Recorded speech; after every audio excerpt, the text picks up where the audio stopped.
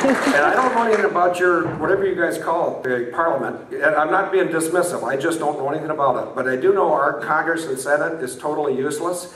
But I have a very simple plan for making them better overnight. What you do is you take Obama, and you take my sister, and you take a man named John McCain, and you take a lady named Dianne Feinstein, and you put them all in handcuffs. And then you go to the Congress and Senate the next day and said, we have abundant room for the other 535 of you. How many would like to step down from your job with no retirement and go away? Or how many of you would like to be next? And these guys are all cowards, and we know that because they don't do what's right. This is in your country too, and I'll get around to Cameron if I have time, because he's a weasel.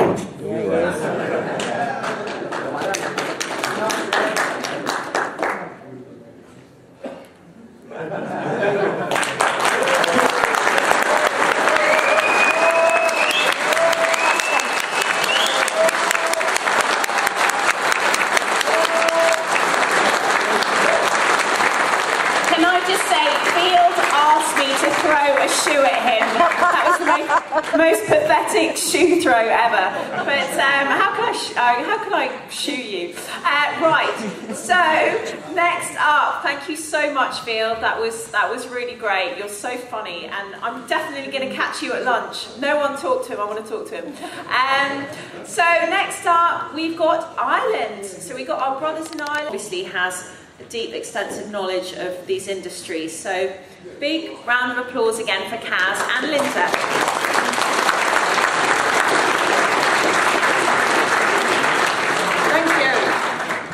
Right, I'm going to start with the current state of child protection in this country. It's managed by Tri-X Consultancy. They give advice to over 200 safeguarding units around the country, including Roman Catholic Church, MOD, police, social services. In December, one of their directors, Philip Andrew Barnett, had to step down as director because his trial was about to start for crimes against 8 victims, along with 3 other defendants, whilst he worked at Wisteria Lodge in Shropshire. This is the people that we're putting in charge of our children now. I'm sorry, no. These people need to be stopped.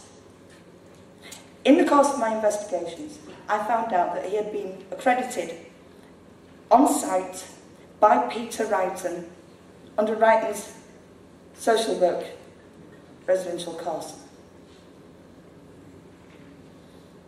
So this guy goes to a PEDA, gets accredited by said PEDA, is a PEDA, and then goes on to write the policies. After Peter Wrighton is no longer able to. Lynn, where's the drink? Oh, God. Yeah, we drink. Mike in one hand, drink in the other, I'm sorry. Thank you. You know, this is the kind of people that we are putting in charge of our children's futures, our children's lives. And then we wonder why they're going missing. Why are they constantly abused? We need to change that attitude, that approach. We need to start looking at the people that we put in charge before we actually put them there, not afterwards.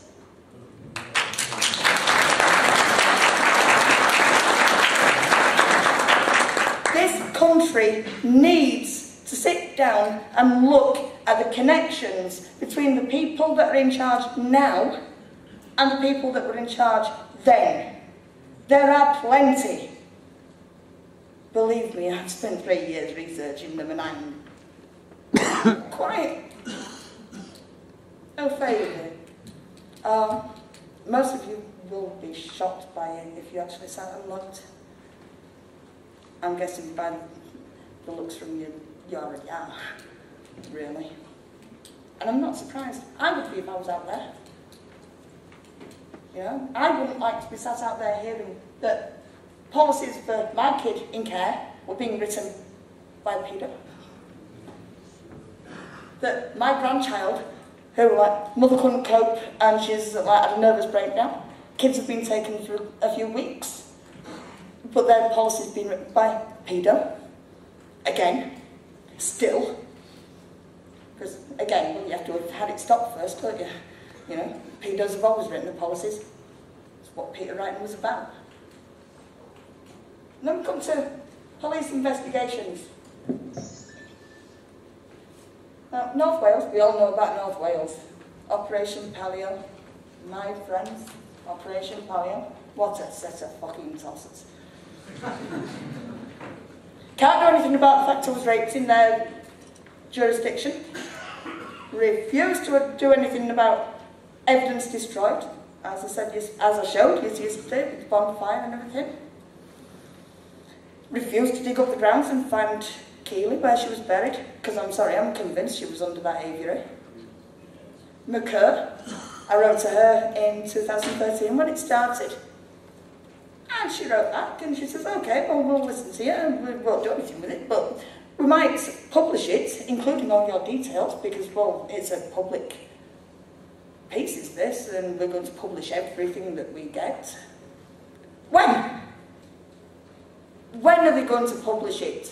Nobody has seen a damn thing from the McCurr review for almost 2 years. I rang them 2 weeks ago, and they said, oh, we've got no ETA on it, we're working on it. Oh, really? Because I see McCurr off doing other things, like getting a day mod, for a start. What the fuck's that about? You know, get your job done first, and then maybe you get promoted. You don't do it fucking at the start of the job. Do the job, and then you get the promotion. That's how I was always taught. Not get promoted to the top right before you start. How can it work that way? You know, you've got 5 abusers from Brunellan Hall that went on to work in Shropshire under Milverton Court and Wisteria Lodge. Coxbrook Hall then took on those staff back within the Brunellan community umbrella. Coxbrook Hall, being in Shropshire, just down the road actually in Shifnal, is not to be investigated under either Operation Palio or McCurr, because it is not in North Wales. I'm sorry, he still owned it, he still knows the kids there. They still suffered there, and it was part of Brunellan community. So why the hell not? Thank you. Hey, and we're back. Why not? It was still the same people. I remember when I was there, staff would be sent out to work in the council homes. Yeah? And no, they refused to accept that you get bank staff. I'm sorry, anyone that's worked in social services or an industry like that, they know bank staff, it's moonlighting, so it doesn't go on paper. But because it doesn't go on paper, it's not traceable. Keys Education, one of the other main tenders for residential childcare, not only have they the full 100% independent sector treatment centre contract from NHS, they also have at least 3 people working from them from Brunellan community. Richard Broom, and God knows how many others. These people are in charge of foster care, adoption, education, places of safety, autism, Asperger's, Down syndrome. We need to stop the bastards.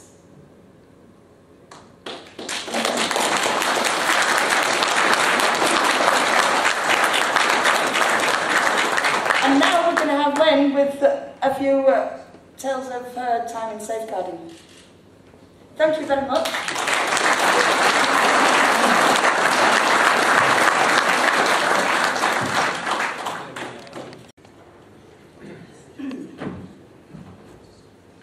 everyone. Nice to see you all. Okay.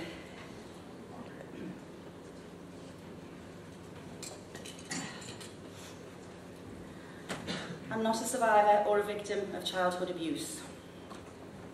I have, however, witnessed crimes against children throughout most of my life. I've seen how these crimes permeate throughout families and throughout society, and how they affect people around the victims and the perpetrator. I have seen the problem result in the destruction of whole families. People are left scarred for life. Some left in a world of never-ending hell on earth. There's 1 million miles of broken, discarded people used as nothing more than toys for the child trafficking industry through social services and the child protection industry. We've become aware in recent times of the overt sexualisation of children. Everyone's aware of that through the media and through the music industry. We all know about the casting couch to fame. We all know that you only get certain privileges if you give up certain of your rights. What's not been so apparent, however, has been the sexualisation of children through our own education and our own sex education programmes. I'm 54 years of age, and my own sex education programme involved nuns telling us that young ladies wore buttons on their blouses so that men could undo them and fondle their breasts, and that you polished your shoes so that you could reflect either your underwear or take your underwear off and show your naked parts to men and boys. Now, I was horrified. I'd never heard of such things. You know, we were a family of 9. We had to polish our shoes every day for school. I wondered if my mum knew about these things. I'm coming... Sorry? Oh, do you? The programme was embarrassing and uncomfortable, but that was about it. It didn't traumatise me. But my own children were taught about anal sex and threesomes. And I was not informed of the programme before this was delivered. And my children, my daughter, who's now 25, at that time, I'd say 3 or 4 of her friends decided they were lesbians. One girl, who was only 12, she was having what she said was a relationship with a 45-year-old friend of her mother's.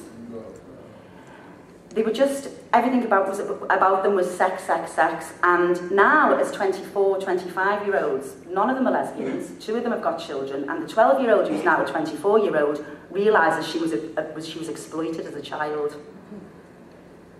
I personally believe, you know, we don't need to be teaching children about things they're not ready for. My friend's 13-year-old twins asked me at a family meal the other week whether it was okay to hurt somebody if they asked you to hurt them because they've been watching sadomasochism porn on the internet. And I said, no, it's never okay to hurt somebody, no harm or loss, that's the only rule you need to follow. But what if they want to be hurt? Isn't that their right to be hurt? And this is where we've come. In 40 years, we've come from, you know, a little bit of suggestiveness to full-on threesomes, swinging, and, you know, dangerous porn, really. They're watching people being handcuffed. I believe children should be left to climb trees. I believe children should be left... I believe children should be left to do the fumbles of adulthood and just normally progress when they're ready, because we're all ready at different stages.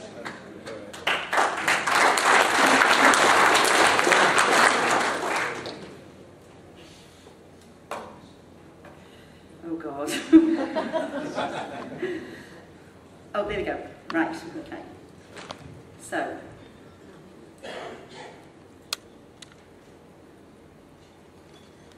So obviously we're aware of the indoctrination, and they leave school and they go on to watch Towie, Geordie Shore, Any Behaviour Goes, any celebrity sleeping with this person, seeing that person, and they're not, you know, it's just all going on around them. It's just saturation. You know, I can remember watching soap operas and being a bit uncomfortable about being suggested that affairs were okay and this was okay. You know, when you're just not sort of ready for it yet, and that's been around us forever. You've got to admit that's been around us. We've been suggested to us. It's been suggested to us that we should behave in certain ways. So when I was growing up, I was aware that, unfortunately, that some parents hate their children. I picked up a Reader's Digest book when I was about 12, and I learned that some people hate their children. I also started to learn about things that there were things like rent boys and children were going missing. You know, I've always been aware that there's been this problem.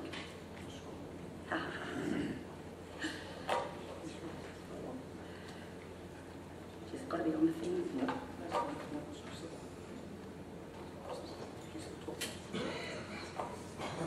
I'm really sorry about this. Continuity is terrible in this place, isn't it?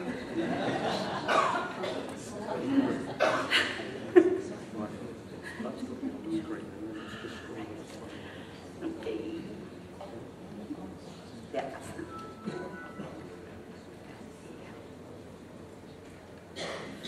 So then you start to grow up and your friends start to talk to you, don't they? You know, you get close to people and they start to confide in you and to tell you secrets. And the first secret I heard was my friend, obviously I'm not naming any names. Every Sunday after church, the mum used to go and see the boyfriend. And the dad would close the curtains and have sex with all the 6 children, including one disabled child. That went on until he died, and she was about 13, I think, when he died. She skipped all the way home from school, and she's never forgiven herself for being happy that he died. Her mother was complicit. She knew what was going on, but she just went off with the boyfriend on a Saturday and escaped to dance. It was her only pleasure that she had in life. She escaped to dance. I'm using false names, by the way, I'm not using real names. Her mum would pick her up from dance on a Saturday and make her swap knickers with her.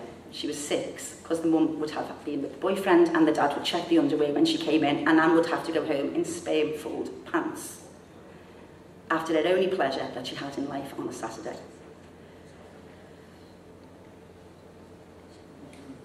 One of the sisters tried to kill herself, by the way, I forgot about that. It affected the whole family forever. They'd been in counselling forever. The abuse went on to the children, to some of their children, and it's just permeated through the whole of that family's lives. That's too far up there.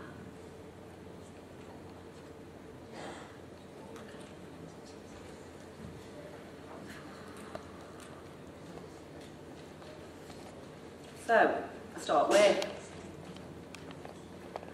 And I start to train as a probation service assistant.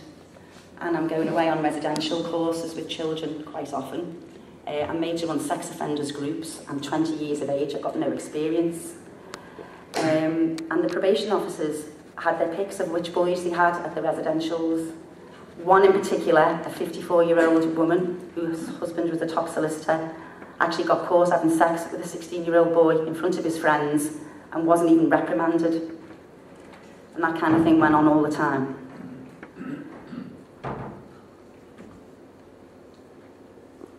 That wasn't the first time I've been put in a position, by the way, where I was underqualified and overwhelmed, because that goes on a lot in the care industry. They put people in positions that aren't qualified.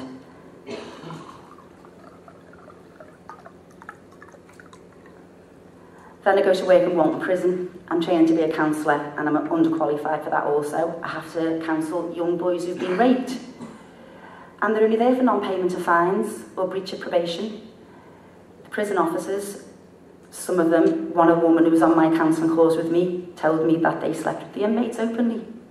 So this culture has always pervaded, you know, it's not just a recent thing. For me, and I don't know if any of you, but for me this has always been here. I just think it's more in the open now, but for me it's always been here. And then I went to work in child protection services. I went to teach at a school in Liverpool in a very poor area, and there was a lot of children who were on the looked after register. Now, for those of you who don't know, looked after children are those who've been taken into care or foster care. There's also a child protection register, which is massive in this school. Any child who's ever been harmed or potentially could be harmed by anybody. So they decide, after me only being there a short space of time, to make me child protection officer and homeschool liaison officer, which was basically meant snitch.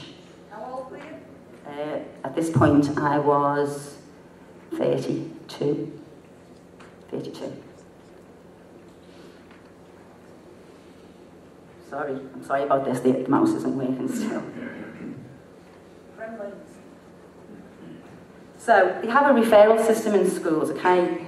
And I'm all right, actually. I just need to go back up a little bit. Okay. They have a referral system in school, and that any children who were displaying any behaviour that was a cause for concern, they would be referred to me. And then the door would open to this massive, massive industry. I was overwhelmed. There was Barnardo's, there was child and adult mental health services, there was school attendance officers, there was outside agencies that had come in to work with these children, there was bereavement counsellors. It was never ending. The money that is involved once these children get referred is massive. Dr. Oppenheimer was the psychiatrist at Child and Adult Mental Health Services for our area, and she would interview my children and she would see them for 6 weeks, and then she'd use my notes to write their reports.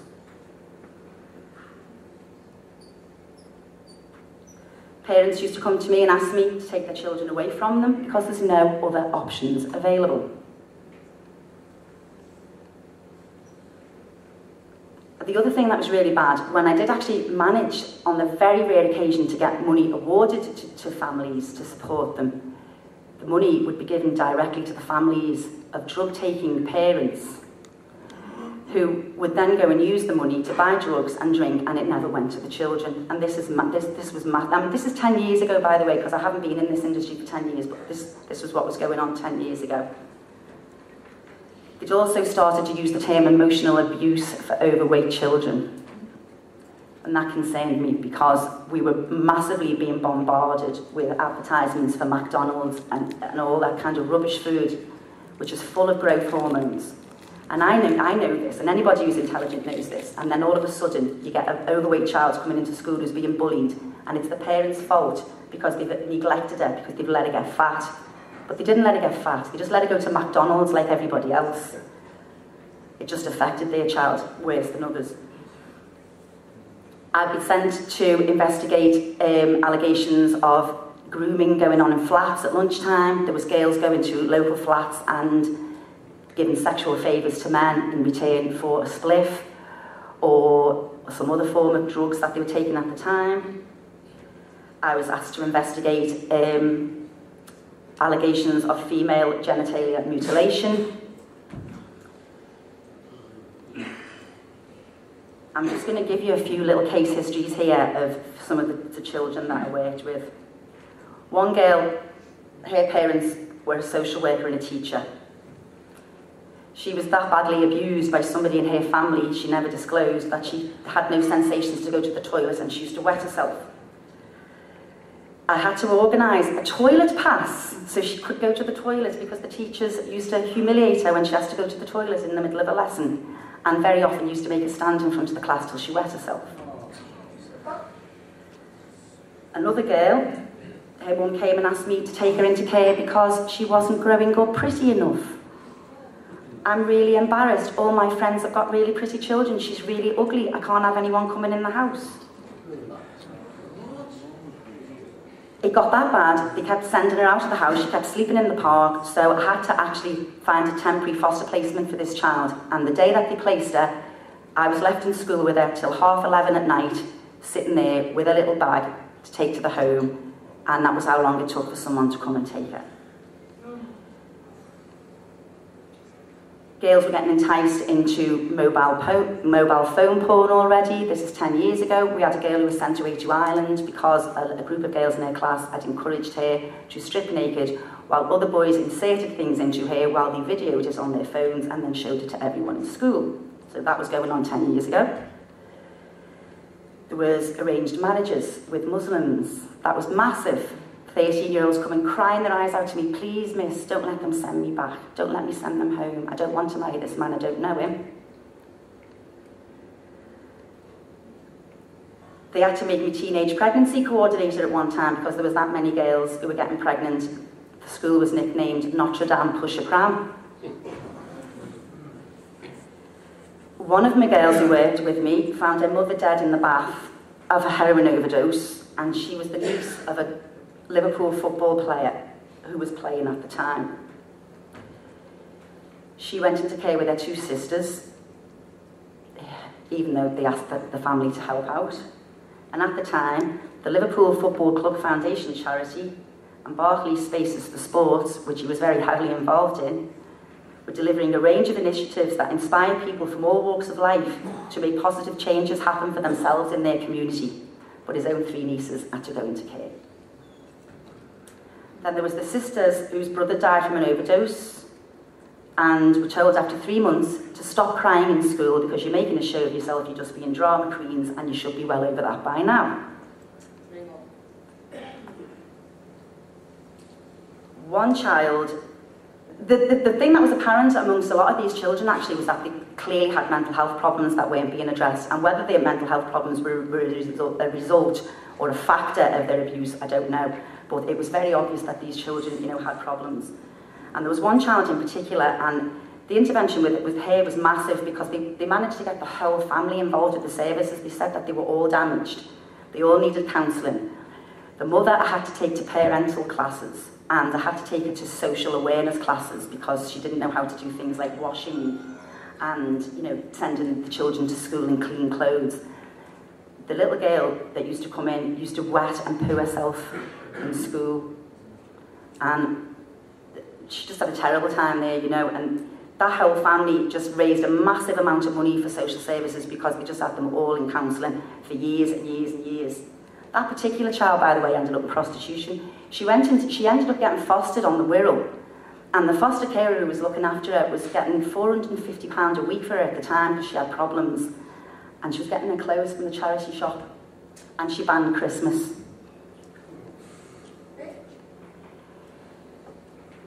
One family, 2 parents, heroin addicts, in and out of prison.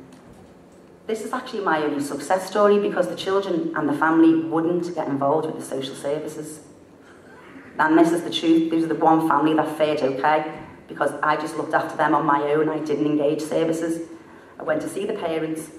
I know you take drugs, but as long as them children turn up in school every day on time, clean, fed and happy, I won't raise any issues about your drug taking. And when they went to prison together, because that happened a few times, I'd coordinate that the rest of the family would look after them, and I used to go and feed the dog so that the dog didn't have to go in the pound.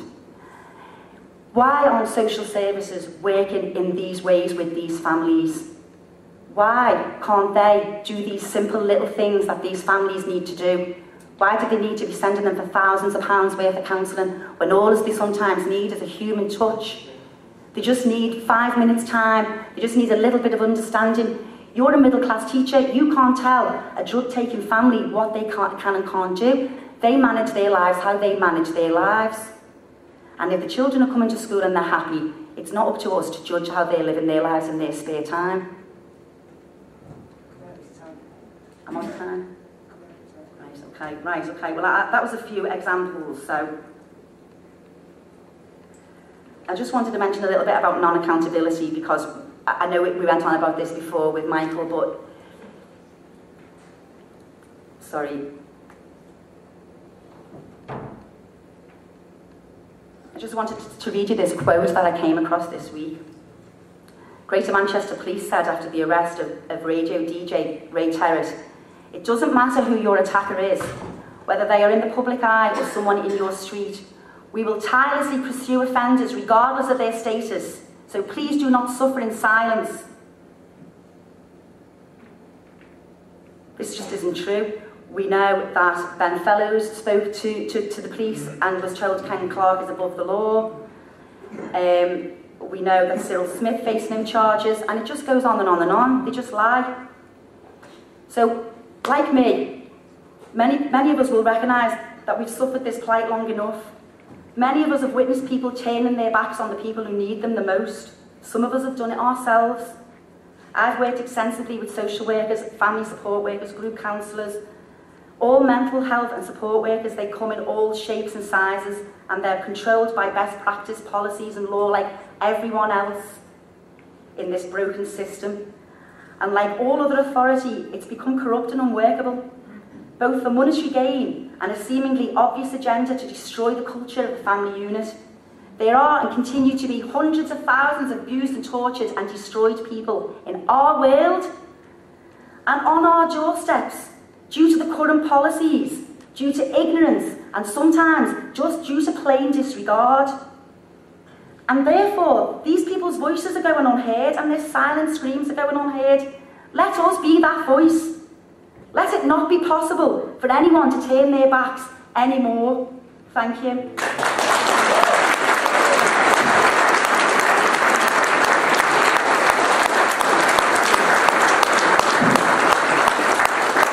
Linda's another one who claimed to be nervous before coming up here and just delivered an amazing presentation. How many more accounts do we need to hear to realise the system's completely broken? Right, we have John Hurst coming up here now, who will explain the grand jury matters. So, is that